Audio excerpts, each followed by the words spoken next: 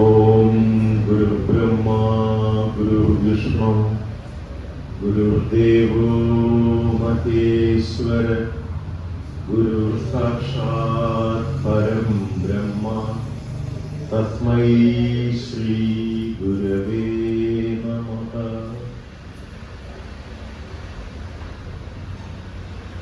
വടുവത്ത് 5664 SNDP ശാഖയുടെ ആദരണീയനായ president Shri ചന്ദ്രൻ കഴിഞ്ഞ തവണയും എന്നെ വിളിച്ചു, ഇത്തവണയും എന്നെ ക്ഷണിച്ച ഞങ്ങളുടെ പ്രിയപ്പെട്ട secretary Shri Viswanathan sir, union പ്രതിനിധി സജീവ് ഒക്കെ ഈ ചിരി ഞാൻ കഴിഞ്ഞ വർഷവും കണ്ടതാണ്, മുമ്പിൽ തന്നെ ഉണ്ട്. അപ്പോൾ വളരെ പ്രിയപ്പെട്ട എന്നെ ശ്രമിക്കാനെത്തിയ നിങ്ങൾക്ക് ഓരോരുത്തർക്കും ഹൃദയത്തിന്റെ ഭാഷയിൽ നന്ദി പറഞ്ഞുകൊണ്ട് തുടങ്ങിയത് ഒരു ചെറിയ സദസ്സാണ്. അപ്പോ ഇത് ഉദ്ഘാടനം ചെയ്ത ശ്രീ ഡി പ്രേമരാജ് സാറാണ്. അദ്ദേഹം വളരെയധികം ഹൃദയസ്പർശിയായി സംസാരിച്ചു.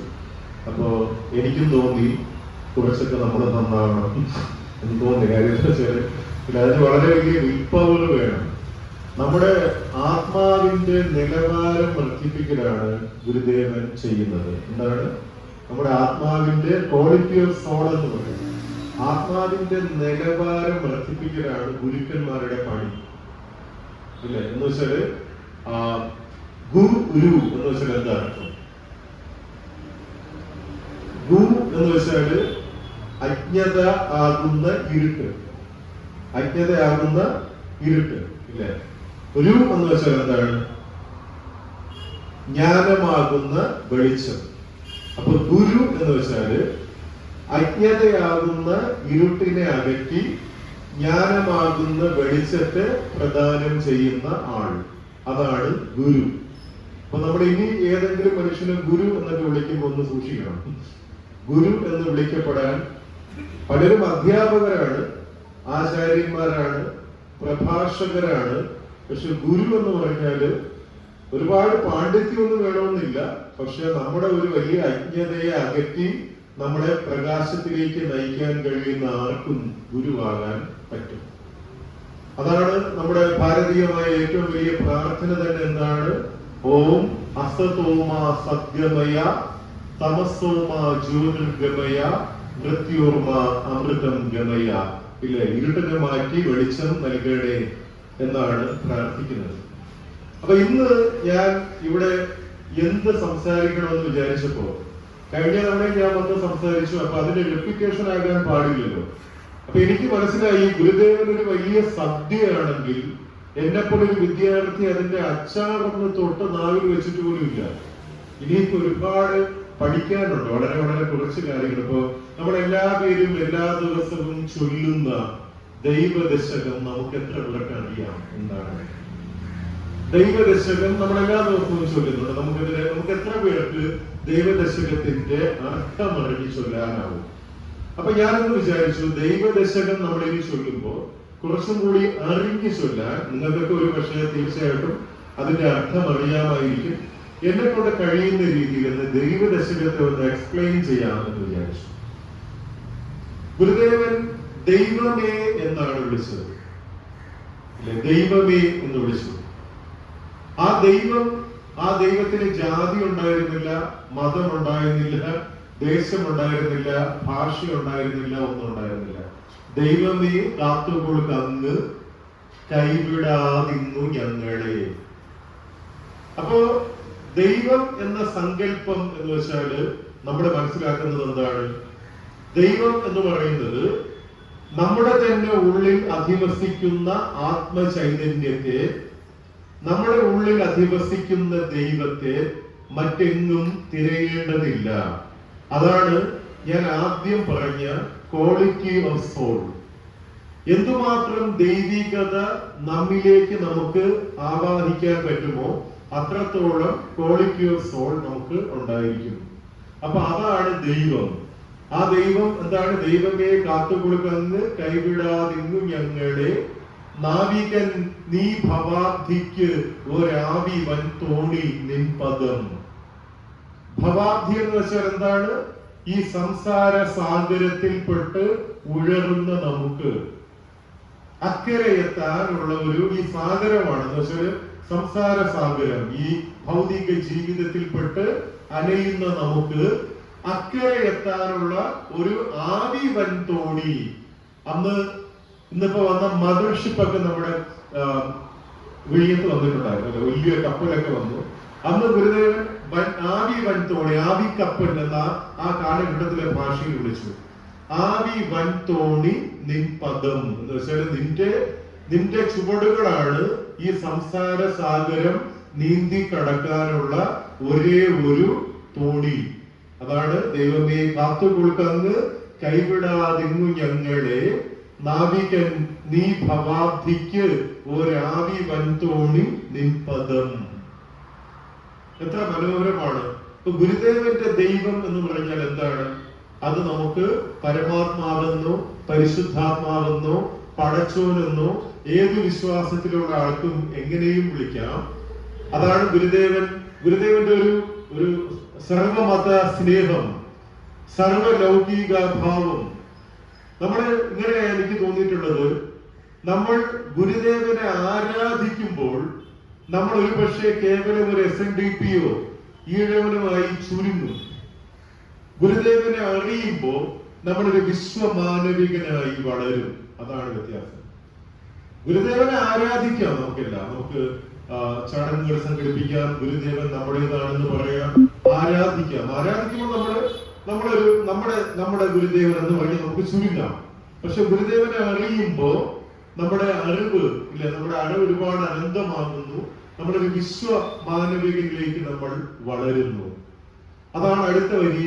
ഒന്നൊന്നാ എണ്ണി എണ്ണി തൊട്ടെണ്ണും പൊരുൾ ഒടുങ്ങിയാൽ നിന്നിടും തൃക്ക് പോലുള്ള നിന്നിൽ അസ്പന്ദമാകണം. ഒന്നൊന്നാ എണ്ണി എണ്ണി എന്ന് വെച്ചാൽ ഈ ദൃഷ്ടിഗോചരമായിരിക്കുന്ന രണ്ട് കാര്യങ്ങളുണ്ട്, ദൃശ്യവും ദൃക്കും. ഈ നമ്മളെ കാണുന്ന ഒരു ലോകമുണ്ട്, കാണുന്നത് അല്ലേ? ഈ കാണുന്ന ലോകമുണ്ട്, ദൃശ്യം. പിന്നെ ഈ കാണുന്നവനുമുണ്ട്, അതാണ് ദൃക്ക് അല്ലേ? എല്ലാം കാഴ്ചപ്പാടുകളാണ് ജീവിതത്തിനകത്ത്. നമ്മുടെ ജീവിതം എന്ന് വെച്ചാൽ എന്താണ്? നമ്മുടെ കാഴ്ചപ്പാടാണ് അല്ലെ? നമ്മുടെ കാഴ്ചപ്പാടാണ് ജീവിതം. അപ്പോ ഒന്നൊന്നായി എണ്ണി കണ്ടു, അത് കണ്ടു, ഇത് കണ്ടു, എല്ലാം കണ്ടു, അതെല്ലാം കണ്ട് അവസാനിക്കത്തില്ല. നമ്മൾ കണ്ട് തൊട്ടെണ്ണും പൊരുൾ ഒടുങ്ങിയാൽ നിന്നിടും ദൃക്ക് പോൽ ഉള്ളം നിന്നിൽ അസ്പന്ദമാകണം. അത് കണ്ടു കഴിയുമ്പോ നമ്മൾ എന്ത് ചെയ്യണം? അതാണ് ആദ്യത്തെ ആത്മോപദേശ ശതകത്തിലെ വരി. അറിവിലുമേറെ അറിഞ്ഞിടുന്നവൻ തന്നുരുവിലും ഒത്തു പുറത്തു ഉജ്ജ്വലിക്കും കരുവിന് കണ്ണുകൾ അഞ്ചുമുള്ളടക്കി തെരുതെരെ വീണ് വണങ്ങിയോതിടണം. എന്ന് വെച്ചാല് ഇതെല്ലാം കണ്ടു കഴിയുമ്പോൾ അറിവിലുമേറി, നമ്മുടെ അറിയുന്നതിന്റെയും ഗുരുദേവന്റെ ദൈവം എന്ന് വെച്ചാൽ അറിവായിരുന്നു. എന്തായിരുന്നു? അറിവ്, പ്രകാശം. അതാണ് നേരത്തെ പറഞ്ഞത്, ഗുരു ഇരുട്ടിനെ മാറ്റി പ്രകാശം പരത്തുന്നത് അറിവാണ്. ഒരൊറ്റ കാര്യം ചോദിക്കട്ടെ, നമുക്ക് എപ്പോഴാണ് ദുഃഖം ഉണ്ടാകുന്നത്? നമ്മളൊരു പ്രോബ്ലത്തിൽ പെട്ടു, ആ പ്രോബ്ലം നമുക്ക് സോൾവ് ചെയ്യാൻ പറ്റുന്നില്ലെങ്കിൽ നമുക്ക് എന്തുണ്ടാവും? ദുഃഖമുണ്ടാവും. അപ്പോ അതെങ്ങനെ സോൾവ് ചെയ്യണമെന്ന് അറിയാമെങ്കിൽ നമുക്ക് ദുഃഖമുണ്ടാവും ഇല്ല. അപ്പൊ ആ അറിവിനെയാണ് നമ്മൾ എന്ത് പറയുന്നത്? ദൈവമേ എന്ന് വിളിക്കുന്നത്. അപ്പൊ അറിയും തോറും ദൈവം നമ്മിൽ കുടികൊള്ളുന്നു. കൂടുതൽ അറിയും തോറും നമ്മൾ കൂടുതൽ ദൈവീകമാകുന്നു എന്നുള്ളതാണ്. അതാണ് അറിവിലുമേറെ അറിഞ്ഞിടുന്നവൻ തന്നുരുവിലും ഒത്തു പുറത്തും ഉജ്ജ്വലിക്കും. നമ്മുടെ ഉള്ളിലും ഒത്തു പുറത്തും ഉജ്ജ്വലിക്കും കരുവിന്, ഇതിനെല്ലാത്തിനും കാരണമായവന്. ഈ സർവ പ്രപഞ്ചത്തിന്റെയും സർവചരാചരങ്ങളുടെയും ഉൽപ്പത്തിക്ക് കാരണമായ ആ കരുവിന്, ആ ആത്മപ്രകാശത്തിന്, ആ ആത്മചൈതന്യത്തിന് കണ്ണുകൾ അഞ്ചും ഉള്ളടക്കി, ബാഹ്യേന്ദ്രിയങ്ങൾ അഞ്ചും ഉള്ളടക്കി എന്ന് വെച്ചാൽ കണ്ണുകൾ ഇപ്പോ ഉള്ളടക്കി തെരുതെരെ വീണു വണങ്ങി യോതിടണം. നമ്മുടെ ഉള്ളിലോട്ട് നോക്കി നമ്മൾ എന്ത് ചെയ്യണം? നമ്മുടെ ഉള്ളിലും ഇരിപ്പുണ്ട് ആ കരു. അതാണ് ഒന്നൊന്നായി എണ്ണി എണ്ണി തൊട്ടെണ്ണും പൊരുൾ ഒടുങ്ങിയാൽ നിന്നിടും തൃക്കുപോലുള്ള നിന്നിൽ അസ്പന്ദമാകണം. അടുത്ത വരിയിലും ആത്മോപദേശ ശതകത്തിൽ അത് തന്നെയാണ് പറയുന്നത്. കരണവും ഇന്ദ്രിയവും കളേബരം തൊട്ടറിയും അനേക ജഗത്തുമോക്കിലെല്ലാം പരവളി തന്നിൽ ഉദിച്ച ഭാനുമാൻ താൻ തിരുവറിവാണ് തിരഞ്ഞു തേരിടണം എന്നാണ് പറയുന്നത്. എന്നുവെച്ചാൽ കരണവും എന്നുവെച്ചാൽ എന്താണ് കരണം? നമുക്ക് രണ്ട് കരണങ്ങളുണ്ട്. കരണം എന്ന് വെച്ചാൽ അവയവങ്ങൾ എന്ന് വെച്ചു. ആദ്യത്തെ കരണം അന്തഃകരണം എന്ന് വെച്ചാൽ എന്താണ്? അകത്ത് നടക്കുന്ന അവയവങ്ങൾ. നമ്മുടെ ചിന്ത, മനസ്സ്, ചിത്തം, അഹങ്കാരം, ഇതെല്ലാം നിയന്ത്രിക്കുന്നത് എന്താണ്? നമ്മുടെ അകമാണ്, അന്തഃകരണമാണ്. അതാണ് ആ കരണവും ഇന്ദ്രിയവും പിന്നെ പുറമേയുള്ള ഇന്ദ്രിയങ്ങളും ഇല്ലേ, തൊട്ടറിയും അനേക ജഗത്തും. നമ്മൾ ഈ കാണുന്ന ഈ ജഗത്തുമെല്ലാം എന്താണ്? പരവളി തന്നിൽ ഉദിച്ച ഭാനുമാൻ താൻ തിരുവരുവാണ്. ഇതെല്ലാം അങ്ങയുടെ ആ ഭാനുമാന്റെ തിരുശരീരമാണെന്ന് തിരിച്ചറിയണം. അപ്പോ ചുരുക്കി പറഞ്ഞാല് നമ്മൾ കാണുന്നതിലെല്ലാം നമുക്ക് ഈശ്വരനെ കാണാൻ സാധിക്കണം എന്നാണ് ഉദ്ദേശം. ഈശാവാസമിദം സർവം. ഈശ്വരൻ എല്ലാത്തിലും വസിക്കുന്നു, അതാണ് അതിന്റെ അർത്ഥം. ഈശാവാസം ഇദം സർവം. അപ്പൊ നമുക്ക് മറ്റൊരു ജീവിയോട് അനുകമ്പ തോന്നും.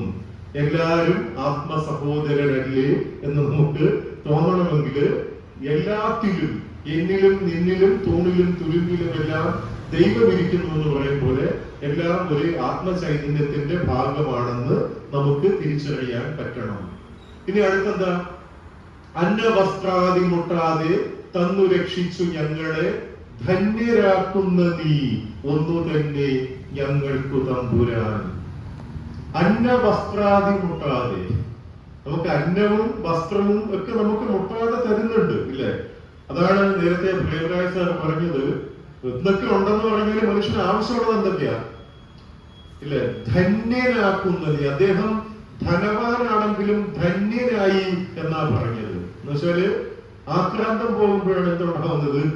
ധന്യത ഉണ്ടാവുന്നത്. ധനവാനായതുകൊണ്ട് ധന്യനാകണമെന്നുണ്ടോ? ധന്യനാവുക എന്ന് പറയുന്നത് ഒരു വലിയ കാര്യമാണല്ലേ. നമുക്ക് സംതൃപ്തനായാൽ മാത്രമേ എന്താകാൻ പറ്റൂ? ധന്യനാകാൻ പറ്റൂ. ധനമുണ്ടായാൽ ധന്യനാവില്ല. അതാണ് അന്ന വസ്ത്രാദി മുട്ടാതെ തന്നു രക്ഷിച്ചു ഞങ്ങളെ ധന്യരാക്കുന്ന നീ ഒന്നു തന്നെ ഞങ്ങൾക്ക് തമ്പുരാൻ. പിന്നെ ഒരു വലിയ ഫിലോസഫിയാ പറയുന്നത്. ആഴിയും തിരയും കാറ്റും ആഴവും പോലെ ഞങ്ങളും മായയും നിൻ മഹിമയും നീയും എന്നുള്ളിലാകണം. എന്ന് വെച്ചാൽ എന്താണ്? ആഴി എന്ന് വെച്ചാൽ കടൽ അല്ലെ. ആഴിയും തിരയും കാറ്റും ആഴവും. ഈ കടലും കടലിലെ തിരയും കടലിലെ കാറ്റും കടലിന്റെ ആഴവും വ്യത്യാസമാണോ? എല്ലാം ഒന്നു തന്നെയല്ലേ? തിര എന്താണ്? തിരയും കടൽ തന്നെയല്ലേ? കാറ്റും കടൽ തന്നെയല്ലേ? കടലിന്റെ ആഴവും എന്താണ്? അതും കടൽ തന്നെയല്ലേ? അതാണ് ആഴിയും തിരയും കാറ്റും ആഴവും പോലെ ഞങ്ങളും മായയും നിൻ മഹിമയും നീയും എന്നുള്ളിലാകണം. അപ്പൊ ഞങ്ങളും എന്ന് വെച്ചാൽ നമ്മൾ എല്ലാവരും മായയും, ഈ കാണുന്ന മായയും ആഴിയും തിരയും കാറ്റും ആഴവും പോലെ ഞങ്ങളും മായയും നിൻ മഹിമയും നീയും എന്നുള്ളിലാകണം എന്ന് എനിക്ക് മനസ്സിലാവണം. അപ്പോ കടലും കടലിലെ കാറ്റും കടലിന്റെ ഓളങ്ങളും തിരമാലകളും കടലിന്റെ ആഴവും വ്യത്യസ്തമല്ല, അതെല്ലാം ഒന്നാണെന്നത് പോലെ ഞങ്ങളും നിൻ മായയും നിൻ മഹിമയും നീയും ഒന്നു തന്നെയാണെന്ന് തിരിച്ചറിയണമെന്നൊരു വലിയ തത്വശാസ്ത്രമാണ് അടുത്ത ഗുരുദേവൻ നമ്മളെ പഠിപ്പിക്കുന്നത്. ആഴിയും തിരയും കാറ്റും ആഴവും പോലെ ഞങ്ങളും മായയും നിൻ മഹിമയും നീയുമെന്നുള്ളിൽ ആകണം. നീയല്ലോ സൃഷ്ടിയും സൃഷ്ടാവായതും സൃഷ്ടിജാലവും. നീയല്ലോ ദൈവമേ സൃഷ്ടിക്കുള്ള സാമഗ്രിയായതും. നീയല്ലോ സൃഷ്ടിയും. ഈ കാണുന്ന സൃഷ്ടിയെല്ലാം എന്താണ്? അത് നീ തന്നെയാണ്. സൃഷ്ടാവ് ആരാണ്? ഇതിനെല്ലാം സൃഷ്ടിച്ചത് ആരാണ്? അതും നീ തന്നെയാണ്. സൃഷ്ടിജാലവും നീ തന്നെയാണ്. ഈ സൃഷ്ടിക്കുള്ള റോ മെറ്റീരിയലും സാമഗ്രിയായിരുന്നു എന്താണ്? അതും നീ തന്നെയാണ്. നീ അല്ലാതെ ഒന്നും ഈ ലോകത്ത് ഇല്ല. അതാണ് നീയല്ലോ സൃഷ്ടിയും സൃഷ്ടാവായതും സൃഷ്ടിജാലവും, നീയല്ലോ ദൈവമേ സൃഷ്ടിക്കുള്ള സാമഗ്രിയായതും. നീ സത്യം, ജ്ഞാനം, ആനന്ദം, നീ തന്നെ വർത്തമാനവും ഭൂതവും ഭാവിയും വേറെല്ലോതും മൊഴിയും ഓർപ്പിൽ നീ. നീ എന്താണ്? നീ സത്യമാണ്. അപ്പോ നമ്മൾ ഈശ്വരീയമാകണമെങ്കിൽ നമ്മൾ എന്താവണം? നമ്മൾ സത്യമുള്ളവരാകണം. എന്താവണം? സത്യമുള്ളവരാകണം. ഇല്ലേ? നീ സത്യം. അപ്പൊ സത്യത്തിൽ നിന്നാണ് എന്തുണ്ടാവുന്നത്? ജ്ഞാനം. ഭയങ്കര ഇങ്ങനെ പറഞ്ഞു വെച്ചിരിക്കുക. സത്യമില്ലാതെ അറിവുണ്ടാകുമോ? ഒരുത്തൻ ഇല്ലേ, സത്യമേവ ജയത്തെ എന്നാണല്ലോ ഭാരതത്തിന്റെ ഏറ്റവും വലിയ ഒരു സംസ്കാരം തന്നെ, അല്ലെ? അപ്പൊ സത്യം ഉണ്ടായാൽ മാത്രമേ എന്തുണ്ടാകത്തുള്ളൂ? അറിവിലോട്ടൊന്ന് തുടങ്ങൂ. കള്ളം പറയുന്നവർക്ക് ആർക്കും ഒരു അറിവും ഇല്ല. ഇനി എന്തൊക്കെ വേദേതിഹാസങ്ങളെല്ലാം ഹൃദയസ്ഥമാക്കിയാലും സത്യസന്ധനല്ലെങ്കിൽ അവൻ ഒരു അജ്ഞാനിയാണ്. അതാണ് നീ ആദ്യം എന്താകണം? സത്യമാകണം. നീ സത്യം, ജ്ഞാനം, അറിവാകണം. നീ സത്യം, ജ്ഞാനം, ആനന്ദം. അറിവാണ് ആനന്ദം. ഞാൻ നേരത്തെ പറഞ്ഞു, നമുക്ക് എന്തുകൊണ്ടാണ് ദുഃഖം ഉണ്ടാവുന്നത്? അറിയില്ല. അറിയാത്തത് കൊണ്ടാണ് നമുക്ക് എന്തുണ്ടാവുന്നത്? ദുഃഖം ഉണ്ടാവുന്നത്. അപ്പോ അറിവുണ്ടെങ്കിൽ എന്തുണ്ടാവില്ല? ദുഃഖം ഉണ്ടാവില്ല. അപ്പോ സത്യസന്ധമായി ജീവിച്ചാൽ ജ്ഞാനവും ആനന്ദവും ഉണ്ടാകും എന്ന് നമുക്ക് മനുഷ്യർക്ക് മനസ്സിലാവുന്ന ഭാഷയിൽ പറയാം. അതിന് തത്വചിന്താപരമായിട്ട് ഒരുപാട് അഗാധമായ അർത്ഥങ്ങൾ ഉണ്ടാകും. നീ സത്യം, ജ്ഞാനം, ആനന്ദം, നീ തന്നെ വർത്തമാനവും. ഈ കാണുന്നത് ഒക്കെ നീ തന്നെയാണ്. ഭൂതവും ഭാവിയും വേറല്ല, അല്ലേ? നാളെയും നീ തന്നെയാണ്, ഇന്നലെയും നീ തന്നെയായിരുന്നു. ഓതും മൊഴിയും ഓർക്കിൽ നീ. ഈ പറയുന്ന വാക്കുപോലും എന്താണ്? ഒന്നോർത്താൽ നീ തന്നെയാണ്. നമുക്ക് രണ്ട് രീതിയിൽ സംസാരിക്കാൻ പറ്റും. ദൈവികമായും സംസാരിക്കാം, പൈശാചികമായും സംസാരിക്കാം. നിന്റെ ഓതും മൊഴിയിലും ആരുണ്ട്? ഈശ്വരൻ ഉണ്ട്. നിനക്ക് അവിടെയാണ് അല്ലെ? ഓതും മൊഴിയും ഓർക്കിൽ നീ. പറഞ്ഞാല് നീ തന്നെയാണ് ഈ ഓതുന്ന മൊഴിയും. എന്ന് വെച്ചാല് നിനക്ക് ഈശ്വരനായും സംസാരിക്കാം, ഈശ്വരനെ പോലെയും നിനക്ക് സംസാരിക്കാം. അപ്പൊ അതാണ്. പിന്നെ ആഴമേറും നിന്മഹസാമാഴിയിൽ ഞങ്ങളാകവേ ആഴണം വാഴണം നിത്യം, വാഴണം വാഴണം സുഖം. എന്ന് വെച്ചാല് ആഴമേറും നിന്മഹസാമാഴിയിൽ ഞങ്ങളാകവേ. ഇപ്പോ നിന്റെ ഈ മാസമാഴിയിൽ ഞങ്ങളാകും. നിന്നിലോട്ട് അലിയുമ്പോൾ നമുക്ക് എന്തുണ്ടാകണം? ആഴണം വാഴണം നിത്യം, വാഴണം വാഴണം സുഖം. നമ്മുടെ ജീവിതം എന്ന് പറയുന്നത് ഒരു നദി പോലെയാണ്. ആ നദി എങ്ങനെയാ വരുന്നത്? ഇല്ലേ? വലിയ വലിയ പർവ്വതങ്ങൾക്കിടയിൽ കൂടെയൊക്കെ വലിയ വെള്ളച്ചാട്ടങ്ങളിൽ വന്ന് വീണും ഇല്ലേ തെളിച്ചും ഒരുപാട് വേദന അനുഭവിച്ചായിരിക്കും ഒരു പക്ഷെ എന്ത് ചെയ്യുന്നത് ആ നദി എത്തുന്നത്. ആ നദി കടലിനോട് അടുത്തെത്തുമ്പോ നദി ഒന്ന് ഭയക്കും. മരണഭയം എന്ന് പറയുന്നത് അതാണ്. കടലിനോട് എത്തുമ്പോൾ നദി എന്ത് ചെയ്യും? ഒന്ന് വല്ലാതെ വളരെ പിടിക്കുമെന്ന് പണ്ടൊരു സാഹിത്യകാരൻ പറഞ്ഞിട്ടുണ്ട്. പിന്നെ അത് കടലായി മാറുമ്പോൾ എന്തായി മാറും? സ്വച്ഛമായി മാറും. അപ്പൊ അതാണ് നിന്മഹസാമാഴിയിൽ ഞങ്ങളാകവേ ആഴണം വാഴണം നിത്യം, വാഴണം വാഴണം സുഖം. അപ്പൊ ഗുരുദേവൻ ദൈവദശകം തുടങ്ങുന്നത് ദൈവമേ എന്ന് വിളിച്ചുകൊണ്ടാണ്, അവസാനിപ്പിക്കുന്നത് സുഖം എന്ന് പറയുന്നതാണ്. അപ്പോ ദൈവീകമാകുമ്പോൾ എന്താകുന്നു? സുഖം ആകുന്നു. അറിവിലുമേറി എന്നാണ് ആത്മോപദേശ ശതകം തുടങ്ങുന്നത്. അത് അവസാനിപ്പിക്കുന്നത് എങ്ങനെയാണ്? അറിവിൽ മൃദുവായി അമർന്നിടണം എന്ന് വെച്ചാൽ അറിവിൽ അമർന്നിടണം. അപ്പോഴും ദൈവത്തിൽ നമ്മൾ എന്ത് ചെയ്യണം? അമർന്നിടണം എന്ന് പറഞ്ഞുകൊണ്ടാണ് അവസാനിപ്പിക്കുന്നത്. അപ്പോ തീർച്ചയായിട്ടും നമ്മൾ എല്ലായ്പ്പോഴും ചിന്തിക്കുന്നതാണ്, ഇപ്പൊ ഒരുപാട് യൂട്യൂബിലൊക്കെ നോക്കിയാൽ നിങ്ങൾക്ക് കാണാൻ പറ്റും, വളരെ വിജ്ഞാനികളായിട്ടുള്ള ഒരുപാട് അധ്യാപകർ അതിമനോഹരമായി ഗുരുദേവ കൃതികളെ വ്യാഖ്യാനം ചെയ്ത് പഠിപ്പിക്കുന്നുണ്ട്. ഇന്ന് അതൊക്കെ പഠിക്കാൻ നമുക്ക് ഒരു പാടുമില്ല. 24 മണിക്കൂർ നമുക്ക് ആത്മോപദേശ ശതകവും അല്ലേ, ഒന്നായ മാമതിയിൽ നിന്നായിരം ത്രിപുടി വന്നാസുതൻ മതിമറന്ന് അന്നാദിയിൽ പ്രിയമുണർന്നാടലാം കടലിൽ ഒന്നായി വീണുകലയും എന്നാശയം ഗതിപെറും നാദഭൂവിൽ അമർനാവിരാഭ പടരും ചിന്നാഭിയിൽ ത്രിപുടി എന്നാണ് അറുംപടി കലർന്നാടിടുന്നു ജനനി. ജനനി നവരത്ന മഞ്ജരിയൊക്കെ നമുക്ക് ഇതിലെല്ലാം അർത്ഥം ഒന്ന് തന്നെയാണ്. ഗുരുദേവന്റെ ഈശ്വര സങ്കല്പം ഭയങ്കര രസമാണ് അല്ലെ. എല്ലാത്തിനെയും സ്നേഹിച്ചു. മനുഷ്യാകൃതി പൂണ്ട ദൈവമോ നരദിവ്യാകൃതി പൂണ്ട ധർമ്മമോ മഹേശ പവിത്ര പുത്രനോ കരുണാവാൻ നബി മുത്തുരത്നമോ. എന്ത് മനോഹരമായ ഹൃദയത്തിൽ നിന്ന് അങ്ങനെ ഒരു പാട്ട് വരും അല്ലെ. പറഞ്ഞത് മനുഷ്യാകൃതി പൂണ്ട ദൈവമോ, ശ്രീരാമനെയാണ് ഉദ്ദേശിച്ചത്. നരദിവ്യാകൃതി പൂണ്ട ധർമ്മമോ, അത് ബുദ്ധ ഭഗവാനെയാണ് ഉദ്ദേശിച്ചത്. മഹേശ പവിത്ര പുത്രനോ, യേശുദേവനെയാണ് ഉദ്ദേശിച്ചത്. കരുണാവാൻ നബി മുത്തുരത്നമോ, കരുണാവാനായ നബി മുത്തുരത്നമോ. ഇങ്ങനെയൊക്കെ ചിന്തിക്കുന്ന ഒരു മനസ്സ് നമുക്കുണ്ടായാൽ തന്നെ നമ്മുടെ മനസ്സ് എന്തുമാത്രം മനോഹരമാകുന്നു. ഗുരു നിത്യശേഖരന്റെ എന്ന് പറഞ്ഞ ഒരു വാക്ക് എന്റെ മനസ്സിനെ വല്ലാതെ സ്വാധീനിച്ചിട്ടുള്ളത് ഇതാണ്: എല്ലാവർക്കും എല്ലാരും ഓമനകൾ ആകുന്ന ഒരു കാലം. എല്ലാവർക്കും എല്ലാരും ഓമനകളാകുന്ന ഒരു കാലം ഒന്ന് ആലോചിച്ച് നോക്കൂ. ഇവിടെ തന്നെ ഇതൊരു SNDP ശാഖയാണ്. ഒരുപാട് പ്രശ്നം കാണുമല്ലോ, എല്ലായിടത്തും ഉണ്ട്. ഞാൻ ഒന്നും അറിഞ്ഞിട്ട് പറഞ്ഞതല്ല, സ്വാഭാവികമായിട്ടും വിമർശനങ്ങളും പ്രശ്നങ്ങളും ഒക്കെ കാണുമല്ലോ. ഇത് ആ ഓമനത്വം ഇല്ലാത്തത് കൊണ്ടാണ്.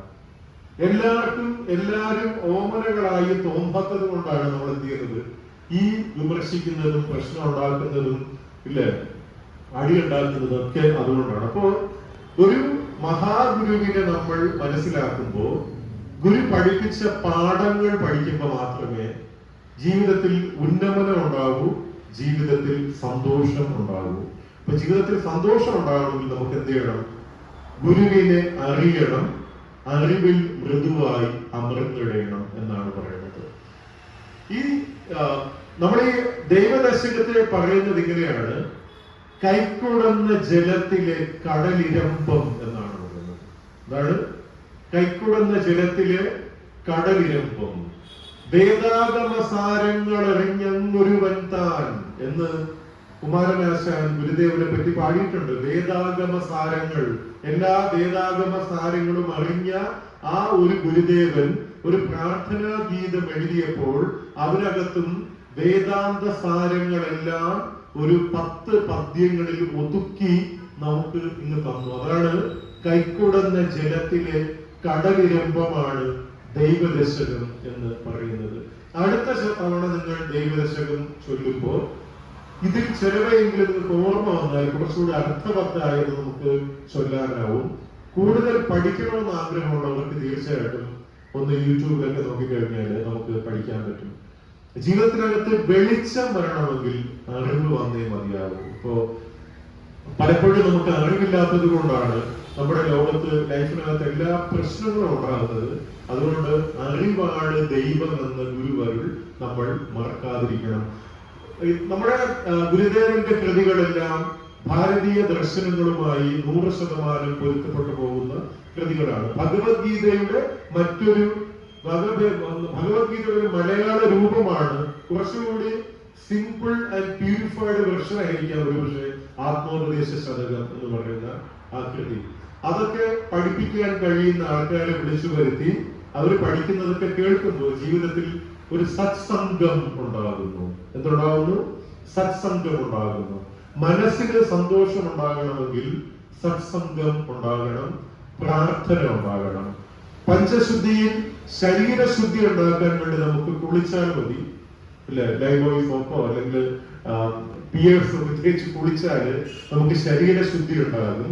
പക്ഷെ മനഃശുദ്ധി ഉണ്ടാകാൻ പ്രാർത്ഥന വേണം, സജ്ജന സംസർഗം വേണം. ഇത് രണ്ടും ഉണ്ടെങ്കിൽ മാത്രമേ മനഃശുദ്ധി ഉണ്ടാകത്തുള്ളൂ.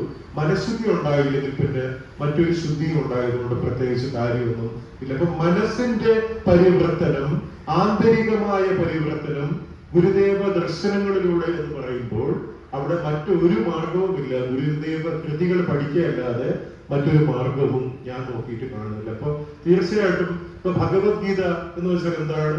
ഭഗവത്ഗീത എന്ന് പറയുന്നത് നരനാരായണ സംവാദം. നരനായ അർജുനനോട് നാരായണനായ കൃഷ്ണൻ ഉപദേശിക്കുന്നതാണ് ഭഗവത്ഗീത എന്ന് പറയുന്നത്, അല്ലെ? അപ്പൊ അതാണ് പാർത്ഥായ പ്രതിബോധിതാം ഭഗവതാം നാരായണേന സ്വയം എന്തുപറ്റി?